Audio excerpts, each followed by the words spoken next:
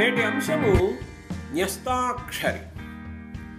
C వ రా three అనే 4 అక్షరాలను 4 పాదాలలో యతిస్థానములలో నిలిపి పద్యం రాయాలి. విషయం శివస్తుతి. ఛందస్సు తేటగీతి లేదా ఆటవెలది.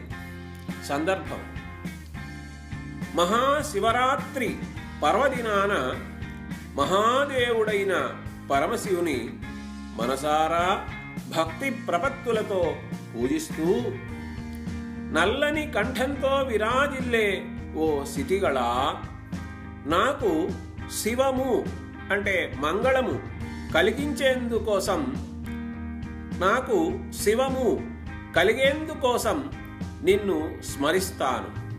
సులభంగా వరములిచ్చే ఓ శివ, భక్తితో నీ స్తుతి చేస్తాను. ఈ శివరాత్రి నాడు నీ నామ జపంతో జాగారం చేస్తాను.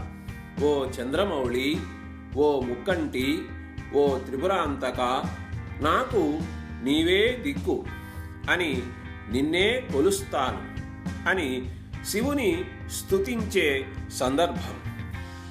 ఇచ్చిన అక్షరాలను యతిస్థానములందు మాత్రమే కాకుండా పాదముల మొదట కూడా ఉంచి పద్యపూరణం చేయడం జరిగింది. సితిగళ నీను దలచెద శివముగల్గ, వరద చేసెద భక్తి తవ స్తుతి శివ.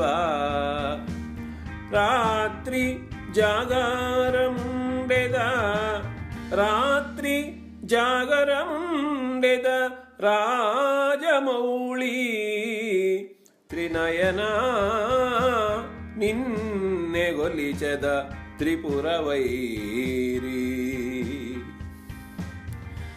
సితిగళ నిన్ను దలచెద శివముగల్గ, వరద చేసెద భక్తి తవ స్తుతి శివ.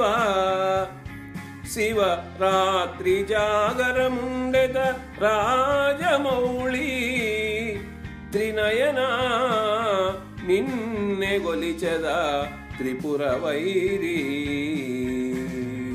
శివరాత్రి జాగరముండెద రాజమౌళి, త్రినయన నిన్నె గొలిచెద త్రిపురవైరి. కలము మరియు గళము కోట రాజశేఖర్.